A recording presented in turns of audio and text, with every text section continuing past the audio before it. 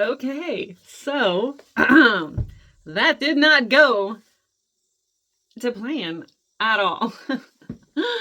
Oh my god. Okay, so we had our baby. We're so excited that we had our baby.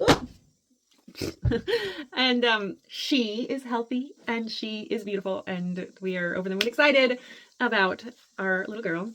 However, it did not go to plan at all. So it's probably either a long video or I will maybe break it up into parts. I'm not sure what I'm gonna do yet, but we're gonna tell you about how it went.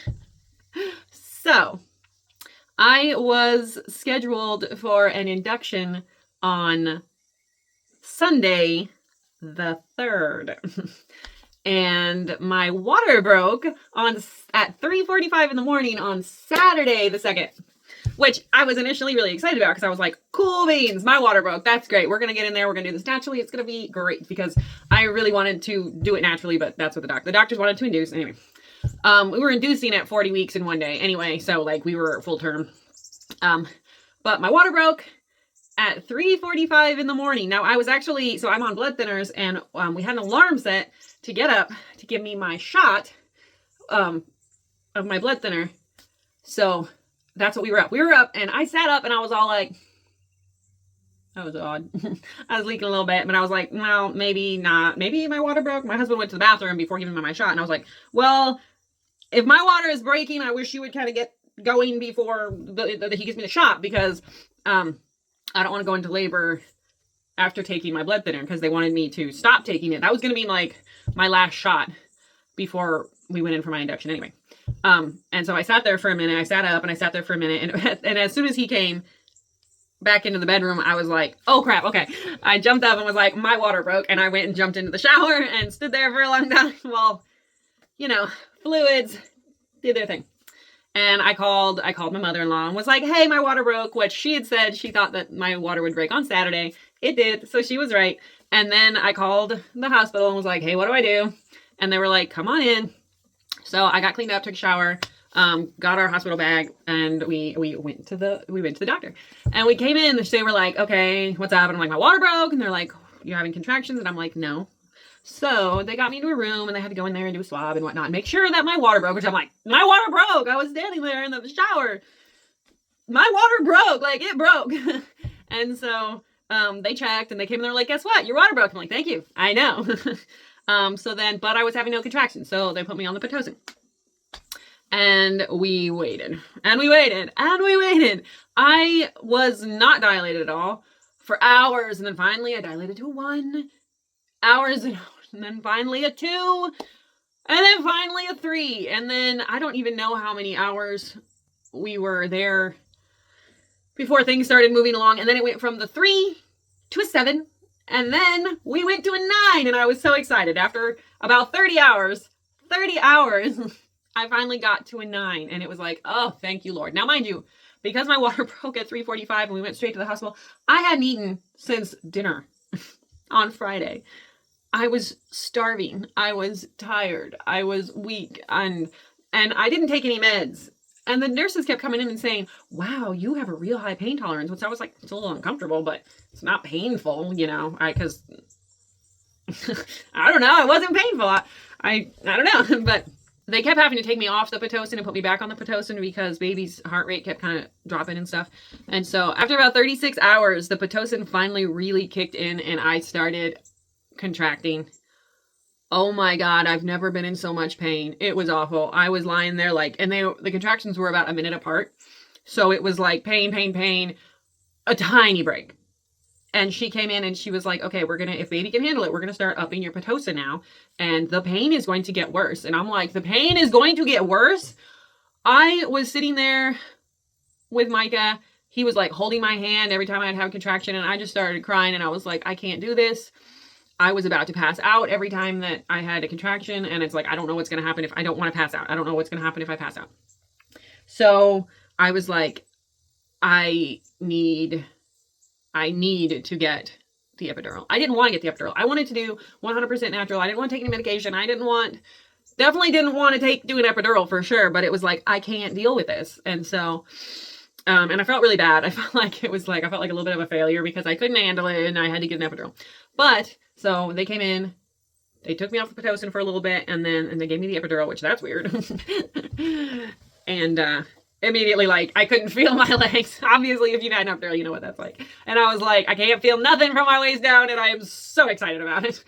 I could finally, like, relax a little bit. However, not long after I got my epidural, the doctor came in and was like, so here's the thing.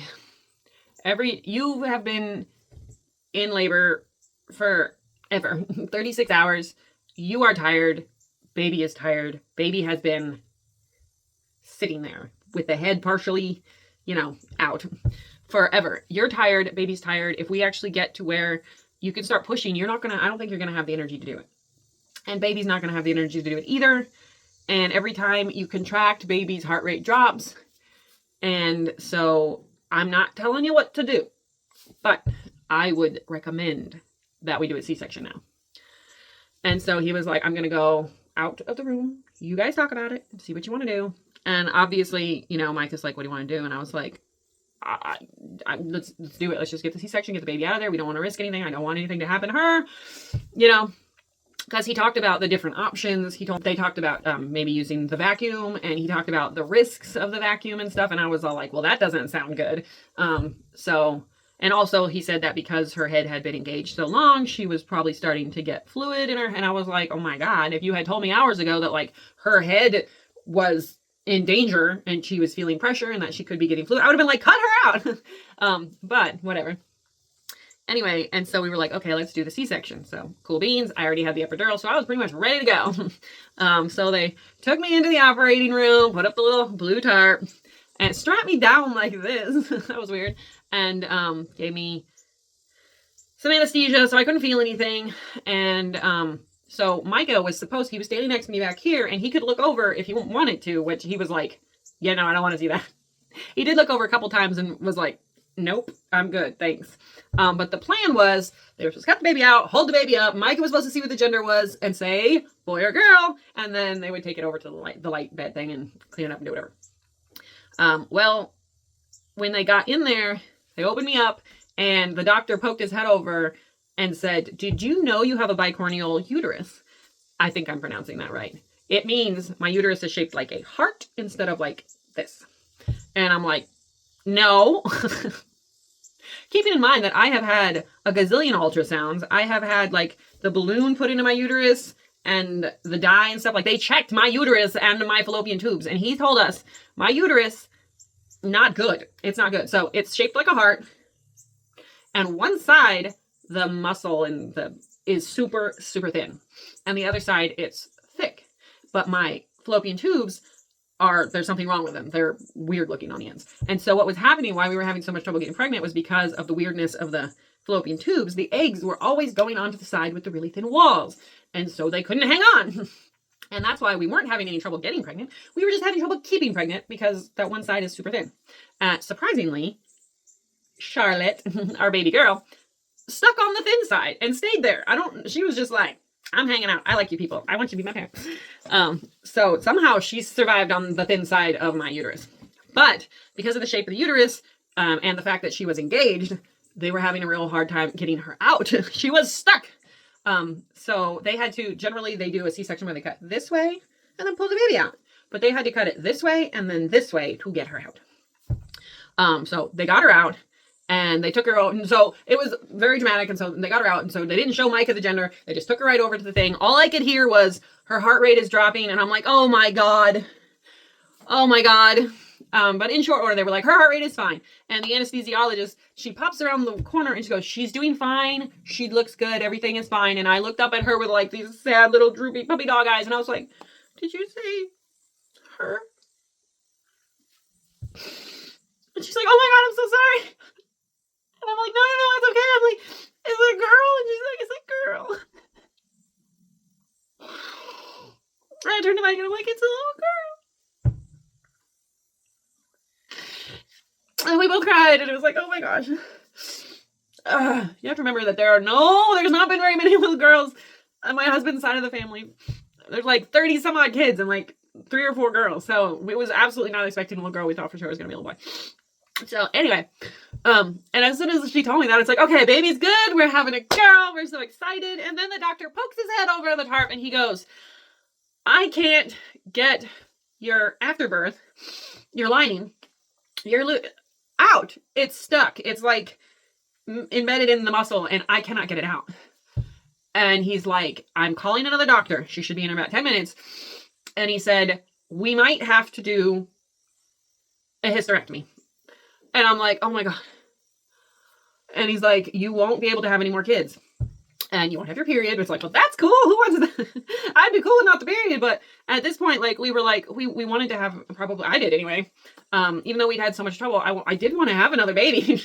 I was making plans. And he's like, might have to have a hysterectomy, which is like, oh my God. I just looked at Micah and we're both like, just, oh my God. It's like so much. That's not what I was expecting to hear today. And so they were like, of course, they brought baby Charlotte over and like put her little dirty little grubby face right next to me. At this point, I am just like, I've got a lot going on in my head. So I like look at her and it's like adorable, but I didn't really feel a whole lot. It was just like, nice, nice. This is cute. And then they took her to the nursery and they were like, Micah needs to leave. He didn't hear him say that. So I looked over at Micah and I was like, hey, you can go to the nursery and hang out with the baby. And he was like, what? I can't stay? And I said, no, you have to leave. And like, he immediately like teared up and was like, I can't stay here with you. And I was like, no, you have to go. And he's like, I can't stay. And the doctor's like, no, you have to go. So of course he gave me a kiss and he left and then they knocked me out. And I recall coming to twice, but I don't know.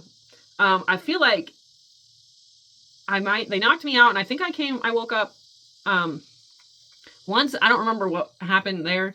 And then I woke up again and the little nurse or the little doctor that had come, there was a woman and she had little hands. She poked around the corner and said, we got it out. And I was like, yay, get to keep my uterus for the time being. That's great. And then, they sewed me up, sorted me out, and shipped me back to my room. But as soon as she was like, hey, we got it out, and I had come to the second time now, at that point, I was like, okay, where's my baby? I want my baby. Where's my baby? That's when I woke up, that's all I could think about was, I want to see my baby now.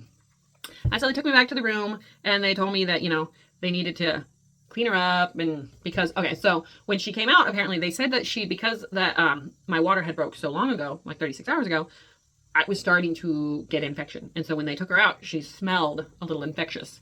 So they told Micah, they were like, we don't usually clean the babies, but she has infection on her, so we want to clean her. So I was like, okay, go ahead, yeah, clean her. And then I got rolled back into my room and it was like, when do I get to see my baby? And they were like, we'll bring her in a little while, an hour. I think they said they would bring her in like an hour. And then I would get to do my hour of skin to skin because it was like, that was what I was promised, was the skin to skin. When I went into the labor, I only had like 3 things that were on my birth plan. 1, don't die. That includes me and baby. 2, I wanted my hour of skin to skin. And 3, what was 3? I wanted to nurse, obviously. I wanted to do breastfeed, but I feel like there was a 3rd thing. I don't remember what it is. But anyway, there was at least 2 things. Just don't die, and I wanted my skin to skin time.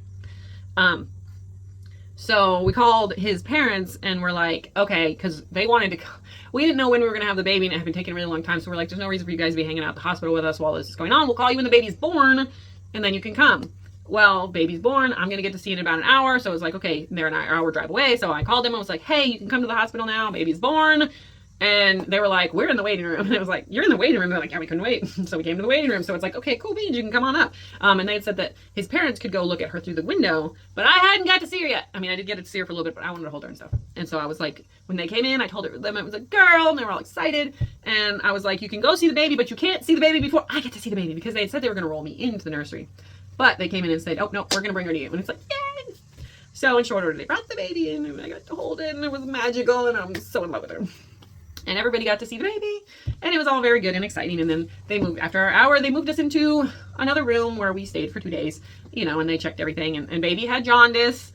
We had to deal with that, which is kind of normal. It's not like a humongous thing, but we did have to deal with that. So I was having to nurse and give formula and feed her every 3 hours. And that was a bit of a stressful time. But We stayed there for 48 hours. Her jaundice looked better. They sent us on our merry way. Now, my husband said, hey, since she had a little infection in there, should we give her antibiotics?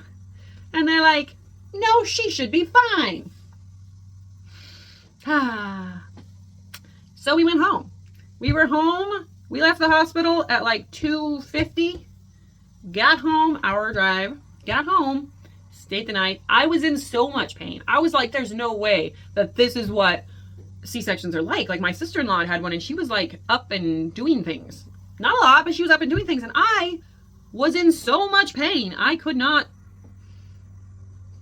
do anything. I could barely get into bed and I couldn't get out of bed. By 11 o'clock the next day, so it hadn't even been 24 hours, I got up to go to the bathroom and I almost passed out. I sat down in my rocking chair and I was like lightheaded. I was sick and I said, Micah, you need to take my temperature. So he took my temperature and I was 101.1 and he was like, alrighty, we are going back to the doctor.